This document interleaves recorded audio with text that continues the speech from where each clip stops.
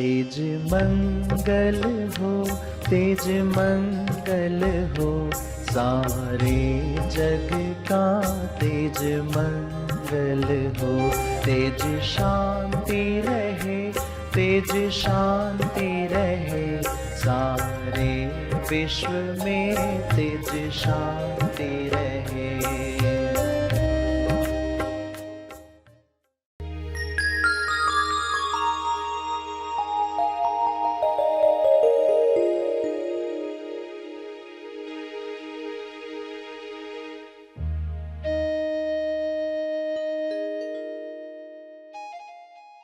तो आप ध्यान का शुद्ध दान करो, यानी जो ये समय आप दे रहे हो ना प्रार्थना का, इसमें देखो कि आपका मन, आपकी बुद्धि, आपका हृदय, आपके भाव, आपके विचार, आपकी वाणी उसकी क्वालिटी पर टिके हो। जो आप दे ही रहे हो तो क्यों ना उसको बेस्ट दिया जाए, उत्तम तरीके से दिया जाए। देखो कोई प्रार्थना कर रहा है आंख बंद करके, बैठा तो है यूट्यूब ऑन करके, मगर सोच रहा है कुछ और टॉपिक पर। वो कहेगा हाँ मैंने 9-9 की प्रार्थना की, यूट्यूब चल रहा था, मैं अपना सोच रहा था।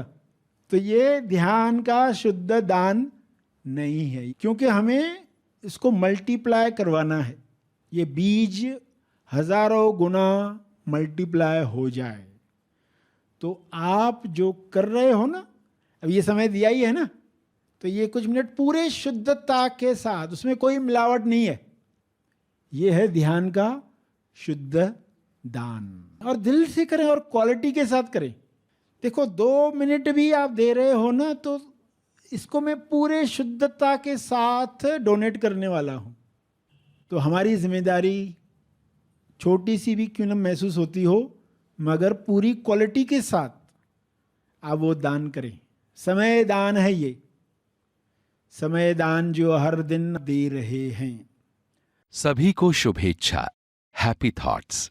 तेज ज्ञान फाउंडेशन द्वारा आयोजित ध्यान प्रार्थना बीज बोने के लिए आप सबका स्वागत करते हैं। रोज हम सब मिलकर प्रार्थना करते हैं ताकि हम खुद भी स्वस्थ रह पाएं और जो बीमार हैं उन्हें भी हम अपनी प्रार्थना का बल पहुंचा पाएं। तो आइए ग्रहणशील रहते हैं और इस प्रार्थना का लाभ लेते हैं। सभी आंखें बंद करें। विश्व के लिए प्रार्थना करें, भक्ति के साथ, श्रद्धा के साथ।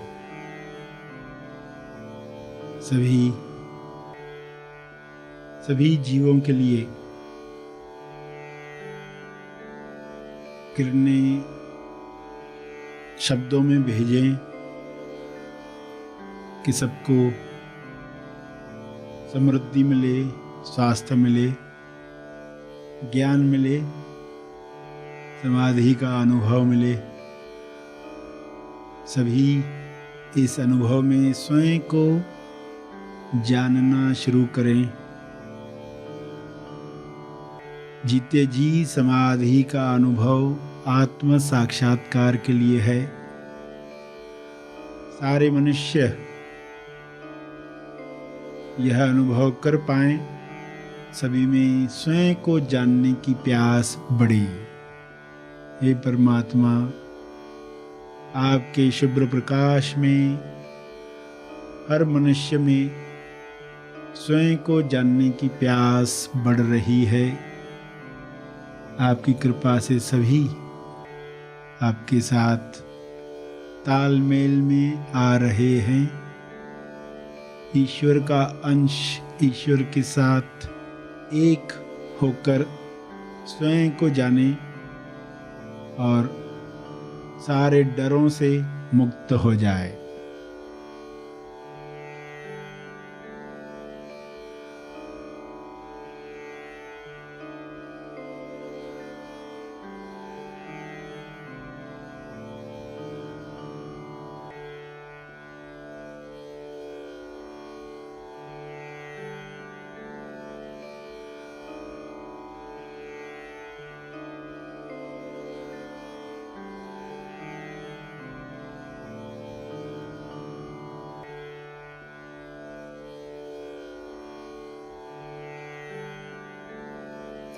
स्वयं को अलग मानकर डरों में रहकर लोग बीमारियों को आकर्षित करते हैं, ये सारी बीमारियां समाप्त हो जाए, सभी को स्वास्थ्य मिले।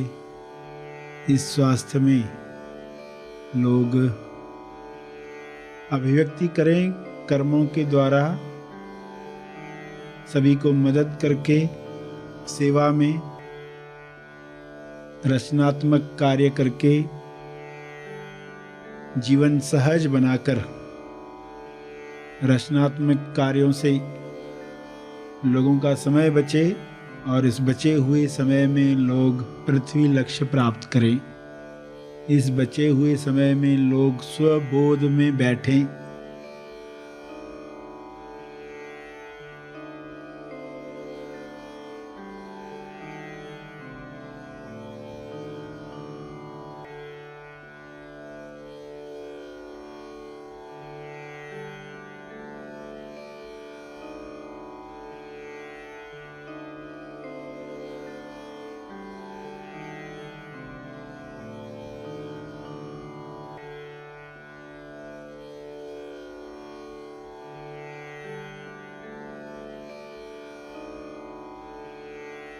ऐसा कर्म हर मनुष्य करे ताकि सबके लिए जीवन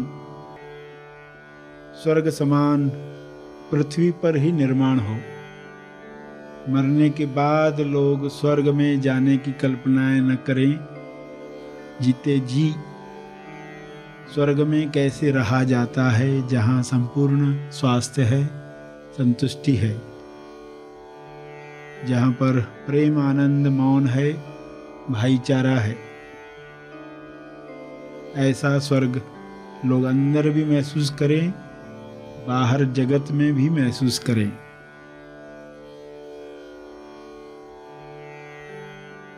ये संभव है शुभ्र प्रकाश में सब पर ये छा रहा है। यह शुभ इच्छा हर मनुष्य में बीज समान बोई जा रही है। हर जीव में जैसे आनंद की लहर है, हर मनुष्य में आनंद की लहरें उठें और इस आनंद में लोग एक दूसरे की मदद करें, दूसरों के दुख में अपनी जिम्मेदारी समझकर कार्य करें, जिससे जीवन आसान हो जाएगा, सभी के लिए आसान हो जाएगा। ईश्वर ने सब कुछ भरपूर बनाया है, सबके लिए बनाया है। कमी इंसान के अज्ञान से आ जाती है, लालसा की वजह से आ जाती है। इस कमी को पूरा किया जाए, इस लालसा को समाप्त किया जाए। अज्ञान समाप्त होते ही लालसा समाप्त हो जाएगी। स्वबोध के साथ डर समाप्त हो जाएंगे। संतुष्टि भरा जीवन बांटने में सबको सहयोग करेगा। सब मिल बांटकर खाएंगे तो किसी चीज की कमी नहीं है। सभी ये दुआ करें, सबके लिए सब उपलब्ध हो जाए। विश्व के किसी भी कोने में कोई हो, सब तक मदद पहुंचे, सब तक ज्ञान पहुंचे, सब तक सकारात्मक विचार, प्रार्थना का बल पहुंचे। अपने शब्दों में इसी समझ को दोहराते रहें।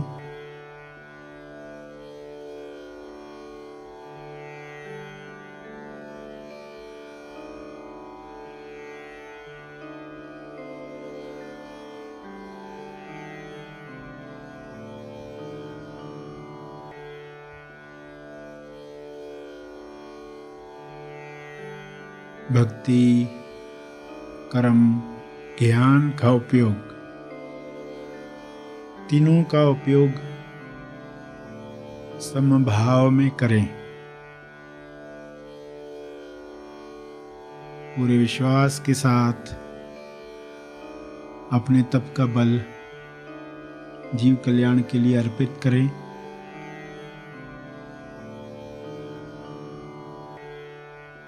ध्यान और प्रार्थना का जो बल प्राप्त किया है तप अर्पण करें।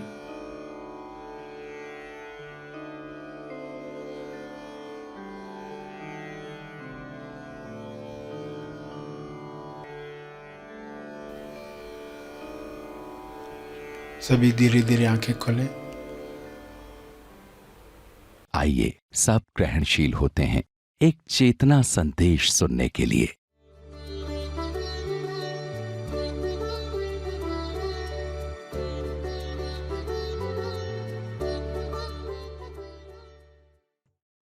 वर्तमान का चुनाव, चलो वर्तमान में जाते हैं और जो भी आपने निर्णय लिया और जो भी क्रियाएं आप कर रहे हो आपको मालूम नहीं है आप वर्तमान में कर रहे हो।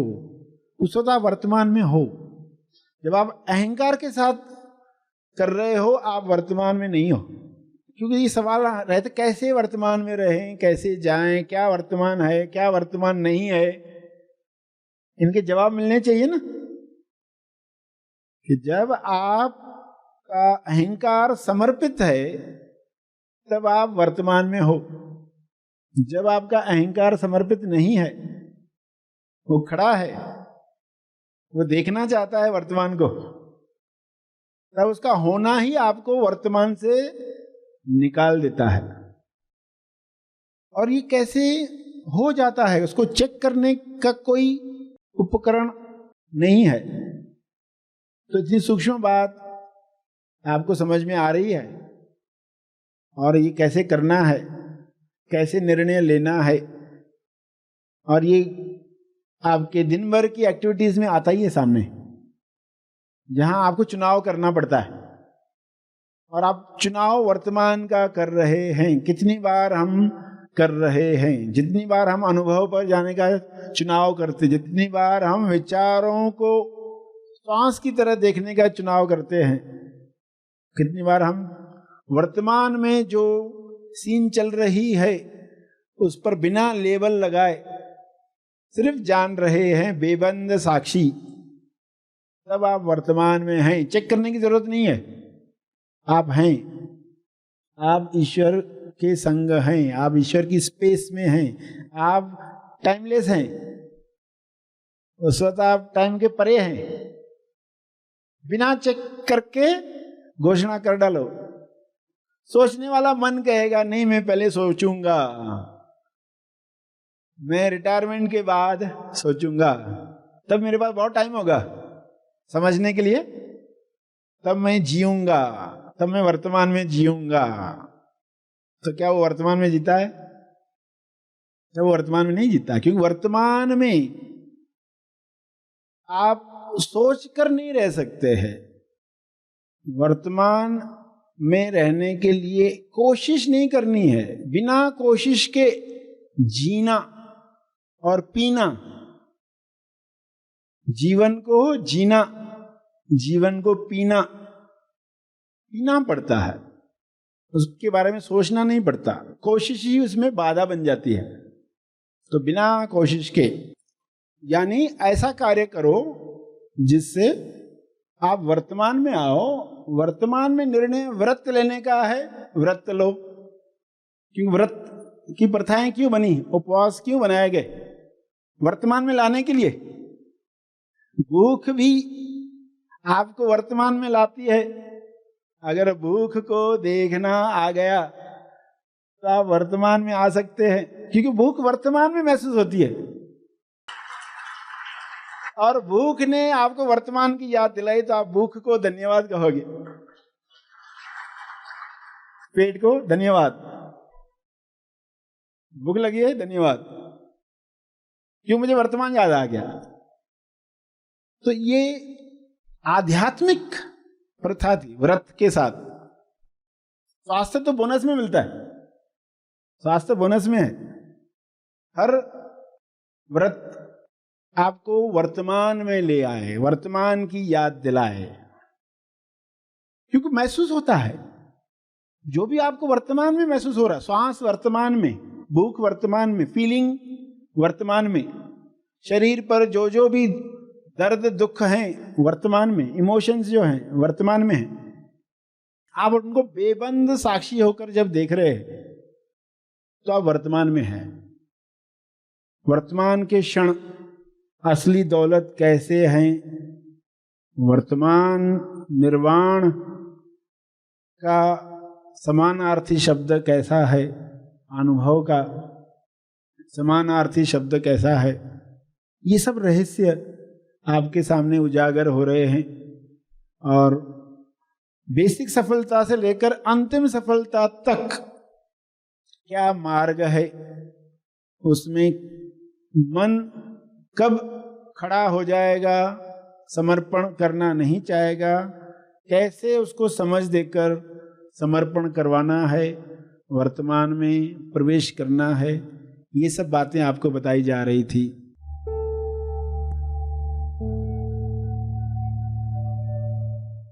प्रार्थना और मार्गदर्शन का सभी ने लाभ लिया। आइए यहीं पर समाप्त करते हैं, कल फिर मिलेंगे, तब तक के लिए धन्यवाद।